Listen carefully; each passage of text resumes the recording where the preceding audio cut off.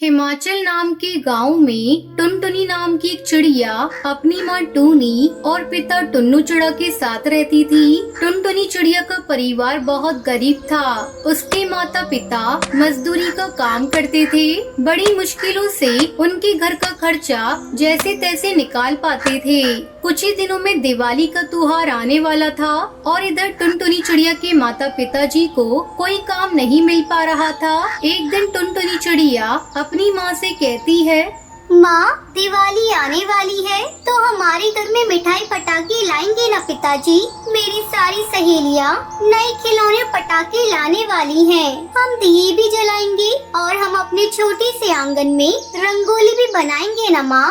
टुनटुनी चिड़िया अपनी माँ को अपने सपने बता रही थी। उसकी बातें सुन टूनी चिड़िया मनी मन बहुत दुखी हो जाती है और टुनटुनी से कहती है, बेटा, तुम्हारे पिताजी और मैं मजदूरी करके घर चलाते हैं और हमारे पास कुछ दिनों से कुछ भी काम नहीं है। हमारी किस्मत अमीर पक्षियों की तरह नहीं है, लेकिन फिर भी अगर कहीं कुछ बन पाए तो जरूर लेकर आएंगे। टुनटुनी चिड़िया अपनी माँ की बातें सुनकर नाराज हो जाती है और घर के पास एक पेड़ के नीचे जाकर बैठ जाती है। टुनटुनी चिड़िया को नाराज देख टूनी चिड़िया की आंखों में आंसू आ जाते हैं। अब टूनी चिड़िया अपने घर के काम में लग जाती है। दिवाली आने में कुछ ही दिन बाकी थे। उसी में टुनटुनी चिड़िया उदास होकर एक नदी के किनारे पर बैठी थी। उसी समय दो चिड़िया टुनटुनी चिड़िया के पास खेलते हुए आई। तुम यहाँ अकेले क्यों बैठी हो? तुम चाहो तो हमारे साथ खेल सकती हो। मैं तुम्हारे साथ नहीं खेल सकती। मैं गरीब परिवार से हूँ और तुम तो अमीर परिवार से लगती हो। तुम्हारी माँ पिताजी तुम्हें मेरे साथ खेलने पर डांटेंगे। वो हमें क्यों डांटेंगे? तुम गरीब हो इसलिए? ऐसा कुछ भी नहीं है। गरीब पक्षी भी चाहे तो मेहनत करके पैसा कमाकर अमीर हो सकता है। पिंकी चिड़िया और बुलबुल टुनटुनी चिड़िया से दोस्ती कर लेती है। खेल खेलने के बाद बुलबुल टुनटुनी चिड़िया को अपने घर दिवाली पर आने के लिए कहती है। ये बात सुनकर टुनटुनी चिड़िया बहुत खुश हो जाती है और घर पहुंचते ही टुनटुनी चिड़िया माँ को बुलबुल के बारे में बताती है। माँ, मुझे बुलबुल ने अपने घर दिवाली के लिए बुलाया है तो मैं जा सकती हूँ ना? बेटा, हम गरीब पक्षी हैं। बुलबुल की माँ और पिताजी को तुम्हारा वहाँ जाना बिल्कुल पसंद नहीं आएगा। टूनी चिड़िया टुनटुनी चिड़िया को समझाती है, लेकिन टुनटुनी चिड़िया माँ के पास जिद करते हुए कहती है, बुलबुल ने बुलाया है तो मैं जाऊंगी जाऊंगी जाऊंगी।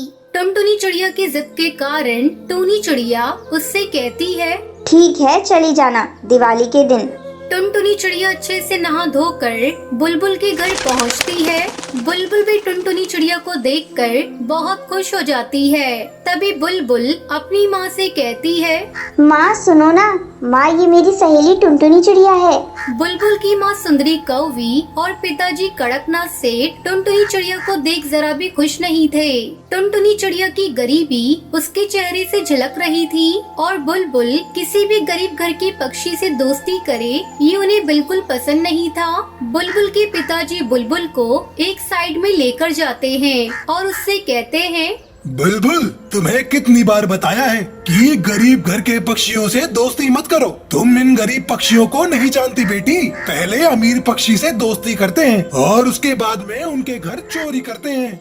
बुलबुल के पिताजी की बातें बाहर खड़ी टुनटुनी चिड़िया ने सुन ली। उसे बहुत बुरा लगा। उसे अपनी माँ की बातें याद आने लगी और वो रोते हुए वहाँ से बाहर निकल जाती है। दूर खड़ी रहकर आसमान में फूटते पटाखे देखने लगती है। इधर बुलबुल भी कड़कनाथ सेठ के सामने कुछ नहीं बोल पाती और बाहर आकर पटाखे फोड़ने लगती है। टुनटुनी चिड़िया दूर खड़ी रहकर बुलबुल को देख रही थी और तभी बाहर से एक रॉकेट आकर बुलबुल के पीछे गिर जाता है।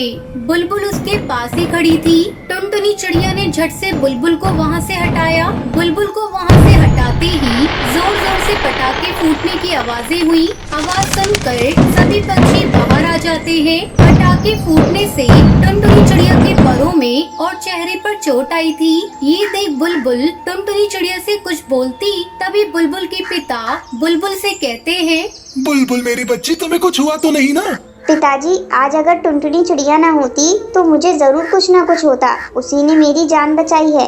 बुलबुल के पिताजी टुनटुनी चिड़िया की ओर देखते हैं और उससे कहते हैं, टुनटुनी चिड़िया, मैंने तुमसे इतना भला बुरा कहा और फिर भी तुमने बुलबुल की जान बचाई।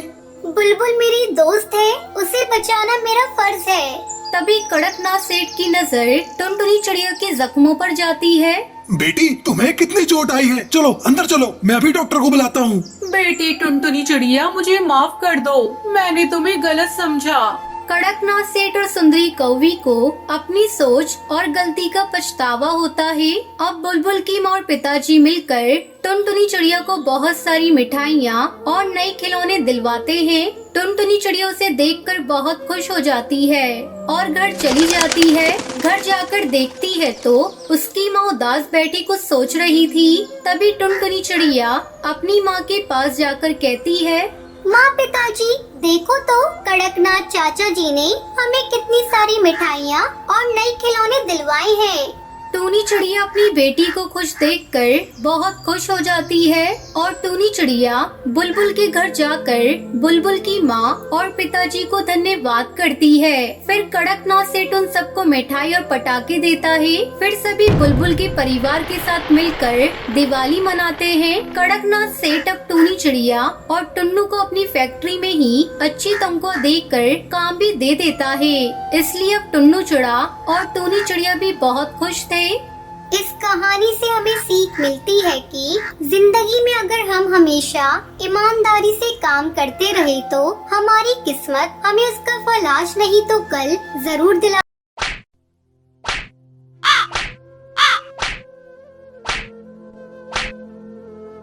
एक जंगल में टुनटुनी चिड़िया अपने पति बंटी कबूतर के साथ रहती थी। गर्मी के दिन शुरू हो गए थे। एक दिन टुनटुनी चिड़िया 2 अंडे देती है। दोनों पति पत्नी अंडे की बहुत ही सावधानी से देख रेख कर रहे थे। ऐसे में टुनटुनी बंटी कबूतर से कहती है, अजी सुनते हो, गर्मी अब धीरे धीरे बढ़ रही है। हम लोगों ने तो इतने दिनों तक इस घास फूस के घोंसले में अपना जीवन काट लिया, लेकिन अब तो हमारे अंडों से हमारे बच्चे कुछ ही दिनों में बाहर आ जाएंगे। इस गर्मी को मेरे नन्हे नन्हे बच्चे कैसे सहेंगे? बच्चों को गर्मी न सताए, इसके लिए हमें अभी से कुछ उपाय करने होंगे। तुम ठीक कह रही हो, इस बार गर्मी कुछ ज्यादा ही पड़ रही है, लेकिन कुछ समझ नहीं आ रहा है इस गर्मी से बचने के लिए क्या करूं। खैर तुम चिंता मत करो, मैं कुछ न कुछ उपाय करता हूं। तुम भी सोचो, शायद हम दोनों के दिमाग में कुछ न कुछ आइडिया मिल जाए। इस तरह दोनों अपनी बच्ची को लेकर परेशान थे। वो अपनी बच्ची को जरा भी तकलीफ होने देना नहीं चाहते थे। ऐसे ही कुछ दिन गुजर जाते हैं और एक दिन टुनटुनी के बच्चे अंडे से बाहर आ जाते हैं। टुनटुनी अपने प्यारे प्यारे बच्चों को देखकर बहुत खुश हो रही थी। देखो जी, अपने बच्चे कितने प्यारे हैं, किसी की नजर ना लगे। इतना कहकर टुनटुनी अपने बच्चों को प्यार करने लगती है। एक दिन जब बंटी कबूतर भोजन की तलाश में जा रहा था, तभी उसे एक तालाब दिखाई देता है। अरे वाह, कितनी ठंडी ठंडी हवा चल रही है। गर्मी का तो नामो निशान नहीं है। मैं आज ही टुनटुनी को जाकर ये बात बताऊंगा, फिर हम लोग यही अपना घोंसला बनाकर अपने बच्चों के साथ रहेंगे। ये सोचकर बंटी कबूतर बहुत ही खुश हो रहा था और खुशी खुशी घर आकर ये बात टुनटुनी को बताता है। उसकी बातें सुनकर टुनटुनी भी खुश हो जाती है। ठीक है जी, मैं कल ही आपके साथ उस जगह को देखने जाऊंगी। अगले दिन टुनटुनी चिड़िया बंटी कबूतर के साथ उस तालाब पर जाती है। वो इधर उधर देखती है। आपने बिल्कुल ठीक कहा था जी, यहाँ पर तो बहुत ही ठंडक है। तभी टुनटुनी की नजर तालाब के पास पड़ी मिट्टी पर जाती है। वो खुशी से चिल्लाकर कहती है, इधर देखो जी, यहाँ कितनी सारी मिट्टी पड़ी है। तुम्हें पता है मिट्टी का घर कितना ठंडक देता है? गर्मी में हम इसी मिट्टी से अपना मटका घर बनाएंगे। उसकी ये बातें सुनकर बंटी कबूतर कहता है, अरे टुनटुनी, तुम्हारे दिमाग का तो कोई जवाब नहीं। तुम्हारा आइडिया तो बहुत अच्छा है। फिर दोनों मिलकर अपना मटका घर बनाते हैं